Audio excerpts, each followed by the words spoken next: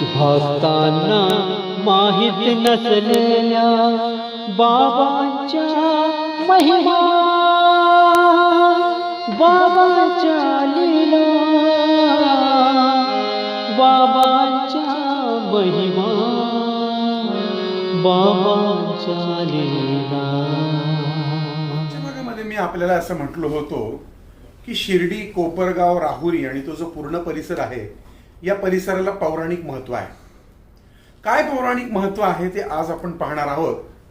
कारण संत आणि देवता ज्या ठिकाणी ऊर्जितावस्थेत येतात त्या जागेला काही ना काही क्षेत्र नक्की, म्हणजे त्या क्षेत्राचं वैशिष्ट्य नक्की असतं. शिर्डीच्या जवळपासचं नेवासं जे आहे या ठिकाणी ज्ञानेश्वरांनी लिहिली आहे, संत ज्ञानेश्वरांनी. हेही खूप महत्वपूर्ण घटना आहे. शिर्डीजवळ कोपरगाव आहे जिथं बाबा कायम ध्यानासाठी जात असत. आजही तिथं ते मंदिर आहे. तिथेच एक संवत्सर क्षेत्र आहे. हे संवत्सर गाव पुणतांब्याजवळ गोदावरीच्या तीरावर वसलंय. गोदावरीच्या दुसऱ्या तीरावर कोकमठाण हे गाव आहे. या दोन गावांच्या दरम्यान दोन लहान नद्या आहेत. एकीचं नाव आहे नारदा आणि दुसरीचं नाव आहे गारदा.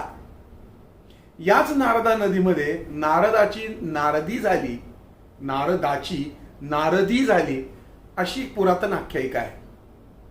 आजही लोक सांगतात की नारदांना त्यावेळेस प्रभव आणि विभव मिळून एकूण 60 मुलं झाली. त्यांची 60 आसनं गोदावरीच्या पात्रात आजही आपल्याला नजरेला पडतात. योगेश्वर मंदिरासमोर असं हे अत्यंत अप्रतिम आणि अत्यंत प्रेक्षणीय आसन असून ते पंचरंगी आहे. त्याचे रंग आजही ताजेतवाने वाटतात आणि ते नैसर्गिक रंग आहेत. ही सर्व एकाच नमुन्याची आसनं नाहीत, निरनिराळ्या आकारांची आहेत. प्रत्येक आसन अदमासे 15-20 फूट लांब, तेवढंच रुंद आणि 2 ते 3 फूट उंचीचं आहे. कोकमठाण गावात नदीच्या किनाऱ्यावर एक पुरातन दगडी असं श्रीकृष्णाचं दामोदराचं मंदिर आहे. अर्थात या दामोदराच्या मंदिरालाही दामोदर घाट असं नाव आहे. हे कृष्ण मंदिर अतिशय देखणं आहे आणि अतिशय प्राचीन आहे. असं म्हणतात की नारदांनी नदीत स्नान केल्यानंतर त्यांचं स्त्री रूप झालं ते नारदी, आणि जेव्हा त्यांना त्या स्त्री रूपाचा कंटाळा आला आणि अनुताप झाला तेव्हा त्यांनी गारदी नदीमध्ये स्नान केलं आणि ते पुन्हा पुरुष झाले. अर्थात ह्या आख्यायिकांचा भाग आहे. याच भागात शिर्डीजवळ राहुरी नावाचं गाव आहे. असं म्हणतात की समुद्रमंथन झाल्यानंतर राहू आणि केतू यांनी अमृत कळश पळवण्याचा प्रयत्न केला. ते देवांना ते अमृत वाटत होते तेव्हा यांनी रूप घेतलं वगैरे, तुम्हाला कथा माहिती आहे. पण राहू केतूची ही लबाडी चंद्रसूर्याने विष्णूच्या नजरेस आणून दिली. त्यावेळेस श्री विष्णूंनी राहूंचा शिरच्छेद केला आणि हे राहूचं जे शीर आहे, राहूचं जे धड आहे ते नगर जिल्ह्यातल्या राहुरी गावात पडलं असं म्हणतात. तर येथे जवळ रतनगड नावाचं गाव आहे. त्याचं केतूचं मंदिर आहे. त्यात नुसतेच शिर आहे. धड मात्र राहुरीत पडलंय आणि शिर मात्र या ठिकाणी या केतू मंदिरात असल्याचं आपल्याला पाहायला मिळतं. प्रवरा नदी ही रतनगडावरून निघते, तिला अमृतवाहिनी असं म्हणतात.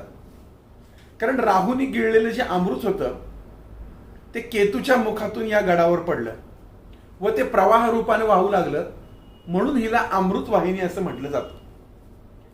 जी 14 रत्न झाली त्यातलं अमृत हे रत्न गडावर केतूच्या मुखातून पडलं म्हणून तो रतनगड झाला. रत्नगड म्हणूया.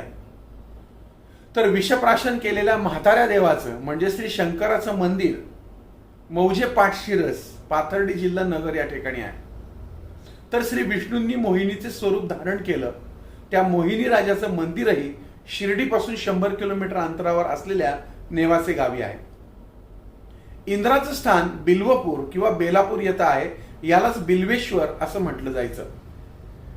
तर काळकूट विष आणि चंद्र ही 2 रत्न शंकराने स्वतःकरता ठेवली. त्या शंकराचं स्थान घाटशिरस हे आहे. देवांचे जे वैद्यराज होते राजा अश्विन कुमार किंवा ज्यांना आपण धन्वंतरी म्हणतो, ते ज्या ठिकाणी राहिले ते ठिकाण म्हणजे अश्वी, ते देखील शिर्डीच्या जवळ आहे. याच समुद्र मंथनात सूर्यनारायणाने आपल्या 7 तोंडाचा घोडा स्वतःकडे ठेवला. त्या सूर्यनारायणाचं 7 तोंडाच्या घोड्याचं आणि व्यवस्थापनाचं ठिकाण म्हणजे कोल्हार हे आहे. कोल्हार जे शिर्डी जवळ आहे. समुद्र मंथनाची कथा आणि या देवतांचं या ठिकाणचं अस्तित्व यावरून एक विचित्र गोष्ट लक्षात येते, म्हणजे या भागामध्ये त्या काळामध्ये म्हणजे पुराण काळामध्ये गोड्या पाण्याचा समुद्र असावा आणि समुद्र मंथनही याच भागात झालेले असावं. कारण सृष्टीमध्ये अनेक बदल झाले. जिथे समुद्र होता तिथे जमीन झाली, जिथे जमीन होती तिथे समुद्र झाला. असे अनेक मोठे मोठे बदल झाले असं आपल्याला भूगोलामध्ये इतिहासामध्ये आपण ऐकतोय किंवा ऐकलेलं आहे. तशा पद्धतीचे व्हिडिओ आपल्याला युट्यूबवर पाहायला मिळतात. या गावांमध्ये भगवान श्रीकृष्णाचं राज्य होतं असंही काही ठिकाणी लिहिलं आहे. यावरून एकच गोष्ट लक्षात येते की शिर्डी हे गाव पूर्वी रामावतारी किंवा कृष्णावतारी या कोणत्या तरी नावाने प्रसिद्ध असावे. हा, अर्थात याचा पुरावा मात्र सध्या सापडत नाही. एकंदरीतच या सर्व गोष्टींचा विचार केला तर शिर्डीला पूर्वी शिलधी या नावाने ओळखलं जायचं. आता आपण शिर्डी या भागाची ऐतिहासिक पार्श्वभूमी पाहूया.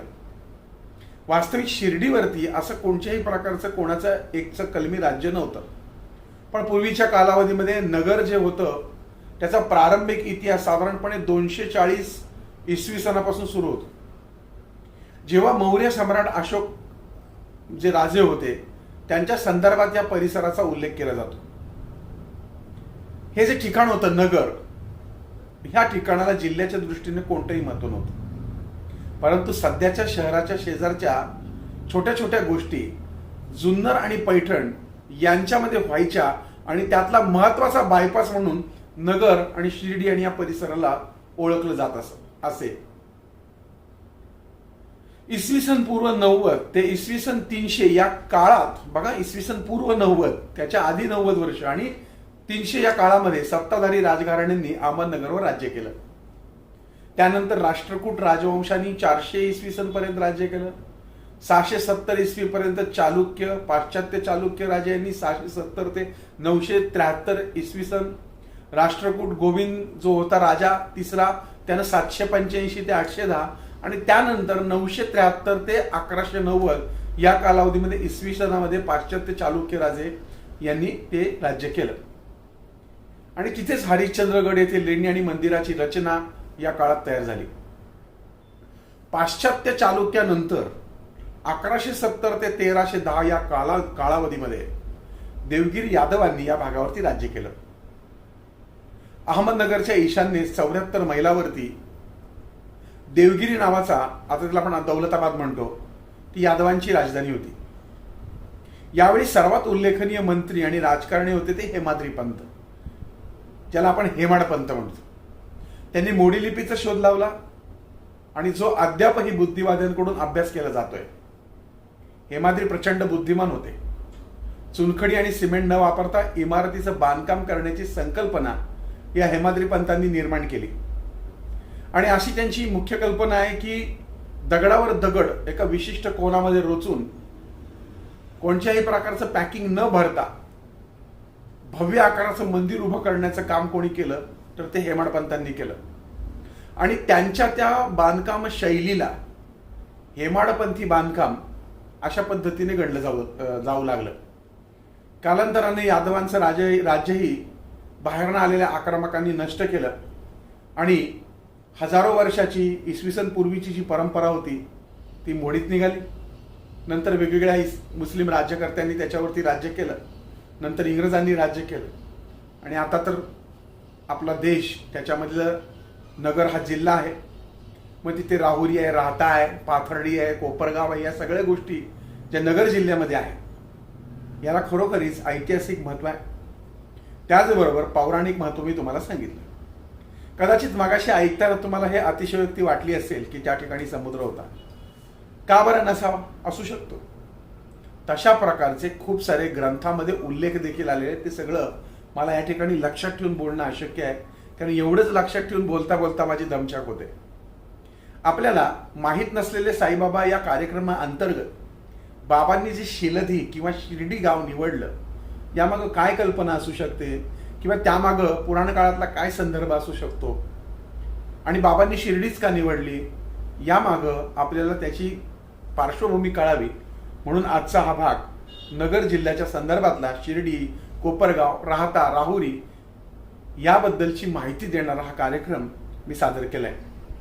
माहीत नसलेले साईबाबामध्ये आज आपण शिर्डी आणि परिसराचं वर्णन बघितलं. पुढील भागामध्ये पुन्हा एकदा आपण साईबाबांच्या माहीत नसलेल्या लीलांबद्दल माहिती घेऊयात. तोपर्यंत तुमच्या आनंद पिंपळकरचा तुम्हाला जय साईराम. आणि महत्त्वाचं तर राहीलच, आनंद पिंपळकरचा आनंदी वास्तू हे फेसबुक पेज आणि याच नावाचं यूट्यूब चॅनल लाईक सबस्क्राईब करून आपल्याला बेल आयकॉनला क्लिक करायचे. यापूर्वीचे माहीत नसलेले साईबाबाचे सगळे भाग कृपया आपण बघा, जास्तीत जास्त प्रचार प्रसार करा, पुन्हा पुन्हा ऐका, बघा. यानं मनाला आनंद तर होईलच, पण सद्गुरू साईनाथांचे आशीर्वाद देखील आपल्याला मिळतील. जय साईराम.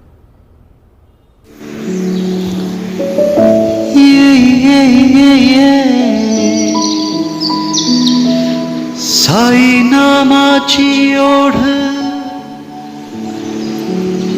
लागते जीवा, साई राम आहे माझा पाठीशी उभा.